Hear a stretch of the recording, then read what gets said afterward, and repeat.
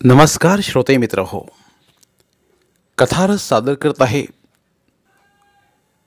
मराठी प्रतिभावंत साहित्यिक श्री ना पेंडसे लिखित कादंबरी रथचक्र. प्रकरण 15. मध्येच इकडे कुठे कुशीताई? हसत हसत तिने विचारलं. जाऊ की काय? बोचकं खाली ठेवीत थोटी म्हणाली. शहाण्या की नाही? दिवाळी 4 दिवसावर आली म्हणून विचारलं. चहाचा आधण ठेवत ती म्हणाली. तालुका मानवला हो तुला? हाडं बुजली. मध्येच कशाला आलात?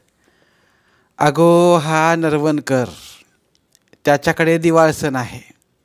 तुम्हीच हव्यात म्हणून अडून बसला. माणसाला तोडता काय येताय सांग. आणि म्हातारीची कसली आले दिवाळी. लाडू मिळतील ती दिवाळी, पोळ्या मिळतील तो शिमगा. दिवस रेटायचं ह्यापेक्षा आमच्या आयुष्याला अर्थ नाही. तू आधी इथं कशी सांग. दिवाळीला चांगलं घरी जायचं ते सगळ्या शंक करतायत. काय म्हणतात? नेहमीच. म्हणजे काय? तुला स्वतंत्र राहायला हवं. वडीलधार माणूस नको हा सगळ्यांचा ठपका. थोरली चिडली तुझ्यावर. चहा घ्या आधी. त्यांना सांगा म्हणावं हातात घेतला आहे ते काही झालं तरी अर्धवट सोडणार नाही. नाही तर कुठं बोलत नव्हत्या. पण मी म्हणते सुट्टीत जायला काय हरकत आहे? ते कळवलंय त्यांना. हेडमास्तरांनी सांगितलंय 2 वर्षात मॅट्रिक व्हायचं असेल तर दिवाळी मे महिना विसरा. म्हणजे काय? वैशाखात सुद्धा यायची नाहीस? मास्तरांनी परवानगी दिली तर येईन. त्याला एकट्याला ठेवून येणार नाही. हे काहीतरीच आहे तुझं. मला वेडला त्यात काही कळत नाही. पण किती अभ्यास केलं तरी शेराच्या पातेलीत शेरभरच पाणी राहायचं. ते मरू दे. कसं चाललं आहे तुझं? उत्तम. कुशाताई तुम्ही आलात, मला किती बरं वाटलं सांगू. डाव मांडला आहे. तुमच्या आशीर्वादाने यश मिळू दे. सगळं व्यवस्थित होईल. काही काळजी करू नकोस. उद्या तुझा पोरगा मोठा झाला की हीच माणसं आमचा पुतण्या म्हणून डोक्यावर घेतील. आणि मला? तिनं हसत विचारलं. तुला सुद्धा. तुझ्या खस्ताना मी साक्षीदार आहे. वेळ येईल तेव्हा तोंड उघडीन मी. थोरल्या बाईंना सुद्धा वाटतं हो. नुसतं वाटून काय करायचं सांग. वेळेला हिची दातकिळी बसणार. आंब्याचं प्रकरण तुझ्या कानावर आलं ना? कुठले आंबे? तुमच्या नारल्याचे. तुम्ही इकडे आलात आणि 8 दिवसांनी आंबे उतरवली. तुझ्याकडे पाठवण्यावरून घरात केवढी वादावादी. मधलीनं चक्क सांगितलं इथं यावं आणि खावं. तालुक्याला पोचवायला आम्ही बांधील नाहीत. थोडीनंच विषय काढला आणि मग येवलंसं तोंड करून कोपऱ्यात रडत बसली. तिला सांगितलं गुपचूप आणून दे, पोचते करते. नाही ऐकलं. असली तुझी जाऊ. त्या आंब्यांवर आमचं नाव लिहिलेलं नव्हतं. आता आंबे पुराण राहू दे. नरवणकराकडे तुझ्याकरता सांगून ठेवू का? तुला काय म्हणायचं आहे तिच्या लक्षात येईना. गोंधळून ती पाहत राहिली. पाहतेस काय? नरवणकराकडे लवकरच काम सुरू होईल. 4-6 दिवसाकाठी सुटतील. आहे वशिला म्हणून विचारते. माझा दुसरा काय उपयोग होणार तुला? घरच्यावर विसंबून राहू नकोस. एकेरीवर आलंय. एवढं बोलून घरच्या हकीकती सांगायला तोटीनं सुरुवात केली. घरच्यांना कर्ज बरंच आहे हे ती बरेच दिवस ऐकत होते. पण घर लिहून देईपर्यंत पाता आली हे ऐकून तिला धक्काच बसला. तोटी फुगून काहीतरी सांगत असेल पण मुळात काहीतरी असल्याशिवाय तोटीच्या कानापर्यंत गोष्टी आलेल्या नाहीत. सारं सविस्तर सांगा पाहू, ती घाबरून बोलली. सगळं सांगते. पुन्हा चहा कर. साखरेचा नको. कसलं पानसट चहा पिता गो. चांगला गुळाचा कर.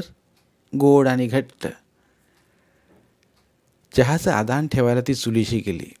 तेवढ्यात तिच्या मागून जात थोटी तिला विचारू लागली, काय गो, मिशाळणीकडलं दूध घेतेस वाटतं? मिशाळीन? थोटीला काय म्हणायचं आहे तिच्या लक्षात येईना. माळवालीचं ते पाठीमागचं नाव होतं. तिच्या नवऱ्याच्या लांब मिशावरून ते पडलं. थोटी त्या बाईविषयी एक शब्द धड बोलायला तयार नव्हती. जन्मभर गाळ उपसली, आता नवरा बायकोनी माळ घेतले असा तिचा स्पष्ट अभिप्राय होता. ती दूध मागायला गेली नव्हती. माळवाली आपण होऊन आली. हातून काहीतरी सेवा घडावी म्हणून दूध पोचतं करू लागली. सारं तिनं समजावून सांगितलं, पण थोटीचं म्हणणं एक.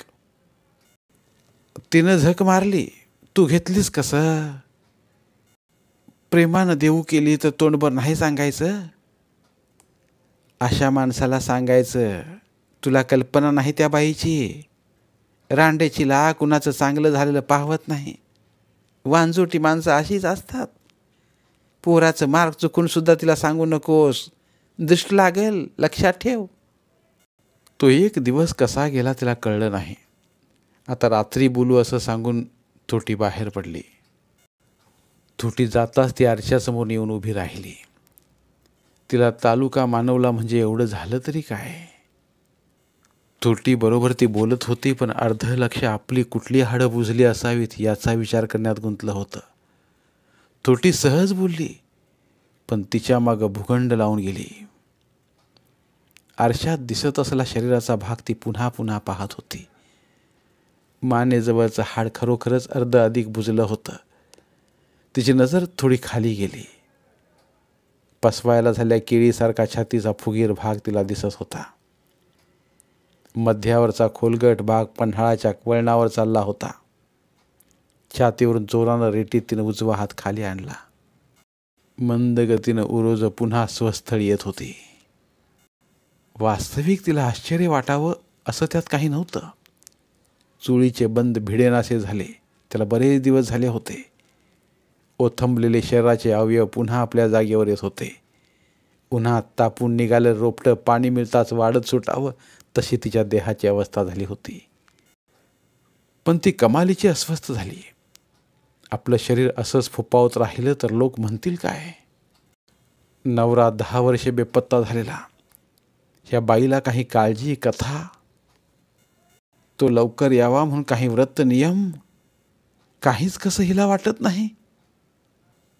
अनेक सारखी बाई एकभुक्त राहते, परान्न वर्ज्य करते. मुलांचं शिक्षण सुस्त तरी कसं? विचारांचा लोंढा तिच्या डोक्यात शिरला. तो काही केले आवरेना. धनपाटी बाप, तापशी नवरा, व्रतस्थ जाऊ अशी डोंगरा एवढी माणसं तिच्या आयुष्यात आली, पण तिच्यावर कोणाचा परिणाम झाला नाही. तुळशीला पाणी घालताना सुद्धा डोक्यात विचार जावांच्या भांडणाचे. देवाचा नाद कसा तो तिला नव्हताच. माळवालीनं चातुर्मास्यात भागवत वाचायला घेतलं. तिला मुद्दाम निरोप पाठवला. 1-2 दिवस गेली आणि बंद झाली. लोक नाना प्रकारचे उपवास करतात. उपवास राहू द्या. तालुक्याला आल्यापासून तिच्या भुका वाढल्या. लहानपणापासून तिला खाण्याचा शौक होता. आत्याच्या घरी चमचमीत खायला सरावलेली जीभ बदलली नव्हती. तिचा तेलकट मसालेदार स्वयंपाक मुलग्याला आवडत नसे. चातुर्मास्यातील नियम धरताना सुद्धा त्यात पळवाटी राहतील याची काळजी ती घे. गूळ, भस्कापुरी, तिखट असं काहीतरी सोडी आणि साखर, हिरवी मिरची खायला वाट मोकळी ठेवी. या सगळ्याचा संबंध बुजत चालल्या हाडांशी आहे असं तिला वाटलं. आपलं बेबंद आयुष्य सुधारायचं असं तिनं ठरवलं. थोटी होती ते 2 दिवस कसे गेले तिला कळलं नाही. मध्यरात्र होईपर्यंत त्यांच्या गप्पा चालत. जाताना थोटी तिला मोतीचुराचे लाडू देऊ लागली. ते लाडू ती परत करू लागली. कुशाताई, फक्त 2 लाडू ठेवा प्रसादापुरते. तुमची 10 संध्याकाळची सोय होईल एवढ्यात. माझी काळजी तुला नको. एवढं म्हणून थोटीनं तिला बोचकं सोडून दाखवलं. पाहिलेस, मोज किती झाल्या संध्याकाळी. 10 दिवसांच्या वर टिकायचे नाहीत. दिवाळीचं काही केलं नाहीस ना म्हणून आणलं. नरवणकर बराच उदार झाला. तो कसला उदार होतोय? असल्या गोष्टींकरता परवानग्या विचारायच्या नसत्यात. मावतील तेवढे ओच्यात घालायचे. एक सांगून ठेवते, तुझ्या मुलाच्या लग्नात लाडू मी करायचे, त्यावेळी असं नाही करणार. एवढं बोलून थोटी मोठ्यानं हसली. लग्नाचं कोणी पाहिलं आहे? मॅट्रिक होऊ द्या. थोरल्याचं म्हणते, तुझ्या कानावर आलं नाही वाटतं? काय? दचकून तिनं विचारलं. तुला सून येणार आहे. तुझा मधला दीर डोक्याचा ह्यात शंका नाही. त्यांनी जमवलं? अशी बोलवा आहे गावात. तू काय एवढी खचलीस? चोराच्या हातची लंगोटी, मिळताय ते वसूल करावं. कुशाताई, त्याचं वय किती आहे माहीत आहे का? वसूल काय करता? वय किती असू दे, त्याला लग्न हवं आहे आणि त्याशिवाय सुधारायचा पण नाही. त्यो धाकट्यासारखा नव्हे हे लक्षात ठेव. नवरा परत येणार ह्या बातमीनंही तिला एवढा हादरा बसला नव्हता. लग्नाचा इतिहास कळला तेव्हा ती रागानं लाल झाली. सीमांत पूजनाच्या वेळी सावकार मधल्या दिराच्या हातावर 5,000ची प्रॉमिसरी नोट ठेवणार होता. त्याच्या बदल्या त्याची फिंगडी मुलगी तिची सून म्हणून घरात येणार होती. ह्याच 5,000हून घर लिहून देण्याची वेळ आली होती. काय ही राक्षसी माणसं! स्वतः खोड्यातून बाहेर पडण्याकरता तिच्या पोराचा बळी देत होती. एवढ्या पैशाचं ह्या लोकांनी केलं काय? मधल्यानं खाडीपलीकडं एक घर बांधलं असल्याची थोटी सांगत होती. महिन्याकाठी 5-50 रुपये दिराला तिकडे पोचते करावे लागत होते. नाही म्हणायची सोय नव्हती. पोरांना घेऊन दाराशी येऊ म्हणून त्या बाईनं दम भरला होता. 18 वर्षांपूर्वी ओझरती पाहिली ती बया ती आठवू लागली. शेवग्याच्या शेंगेसारखा तिचा बांधा आणि लाल गोरेपण एवढंच आज तिच्या स्मरणात होतं. दिराला ती भेटली तरी कुठं? धंदेच करायचे तर उकते तरी करावे. बायकोसारखी बाळगायची काय गरज होती? जगात नायकीनी काय थोडे असतात? त्यांना काय पोरं होत नाहीत? तसंच हिनं राहायचं. ही पोरं मधल्या दिराची झाला तरी पुरावा काय? तिनं शिक्का मारला. दिरानं कबूल केलं. काय हे व्यवहार या लोकांचे? कुठली बाई आणि औचित्यानं तिच्या आयुष्यात धुमाकूळ घातला. कुठलं तरी सापाचं बीळ ढुंगणाशी उपटावं तसं तिला वाटलं. इतर दीर काय करीत आहेत? घरावर नांगर फिरायची वेळ आली तरी स्वस्त. 20 वर्षे भिजत पडले ह्या प्रकरणाचा भावाने अगोदर निकाल कसा लावला नाही? गोष्टी इथवर आल्या तरी मधल्याची मगरुरी तीच. भावांच्या मुंड्या तशाच खाली की हे सगळं भागीतलं प्रकरण आहे. आपण वाटेल त्या शंका काढीत आहोत हे तिला कळत होतं, पण आता तिला कशाचाही भरोसा वाटणासा झाला. आपल्या आयुष्यातील कडू भाग संपला असा तिचा ग्रह झाला होता. धाकटा मुलगा मिळवता झाला की ती त्याच्याकडे राहायला जाणार होती. तिला सून येणार होती. तिला ती मुलीसारखी वागवणार होती. ती स्वप्न विरघळून तिच्या मागे नवी विवंचना सुरू झाली. तिच्या नवऱ्याचं लग्नसुद्धा सुधारण्याच्या आशेनंच लावली. हा इतिहास समोर असताना कोणी अक्कल शिकायला तयार नव्हता. थोटीबरोबर निरोप देऊन मुलग्याला बोलावून घ्यावं असं तिला वाटलं.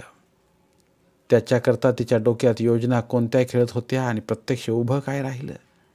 आपल्या कर्मगतीला तिनं हात जोडले. लखनौचा दीर मुलग्याला घेऊन गावाला आला होता. परत जाताना स्टँडवर मोटारीची वाट पाहत 2 तास बसला होता. या बातमीचं सुद्धा तिला फारसं काही वाटलं नाही आणि इतकी ती अस्वस्थ झाली होती. 8 दिवसांनी मुलींना घेऊन मुलगा हजर झाला आणि ती एका निराळ्या चक्रात सापडली. मुलींना कोपऱ्यावर सोडून तो बाजारात गेला होता. त्याची वाट पाहत ती उंबरट्यावर बसली. तासाभरानं टांगा टाकी तो आला. नेहमीसारखंच त्यानं किंचित कुबड काढलं होतं. लांब पावलं टाकल्यामुळं की काय चालताना त्याचं शरीर लटपटल्यासारखं वाटे. पायाकडून तो जरा लांब होता. चालू लागला की ते लांब पाय जाणवत. कोपऱ्यातला चवाळी पंचा तो नेसला होता. डोक्यावर वेलबुट्टीची कोरी टोपी होती. बाजारात त्याकरता गेला असावा. शुभ्र पंचा आणि कोरी टोपी ह्यांच्याबरोबर त्याचा मळका सदरा विचित्र दिसत होता. काय ही अवस्था या मुलाची? बळी द्यायच्या बकऱ्याला शृंगारावं तसं तिला वाटलं. सगळा आगार ज्याच्या जीवावर जगत होता त्याचीही हालत. तो जवळ येऊ लागला तसा तिचा धीर सुटत होता. तिला एकच वाईट वाटत होतं, आपल्याला त्याच्याबद्दल काय वाटतं ह्याचा त्याला कधीतरी पत्ता लागेल का? तिचे डोळे एकीकडे भरून येत होते. तो जवळ आला तेव्हा गुपचूप तिनं ते पुसले. त्याच्याकडे पाहून हसली आणि ये म्हणून त्याचं स्वागत केलं. हातातल्या पुरचुंडीनं तोंड पुशी तो ओटीवर येऊन बसला आणि जागाने हळू लागला. त्याला तर चांगल्या दाढी मिशा फुटल्या होत्या. कशी आहे जागा? तिनं विचारलं. झकास म्हणून तो उठला आणि अंगणात गेला. झाडं विकत घ्यायला निघायला माणूस निहाळीत राहतो त्याप्रमाणे आवारातल्या झाडांकडे तो पाहत होता. कमरेवर हात ठेवून तो उभा होता. त्याचा अकाली प्रौढत्व तिला आठवलं नाही.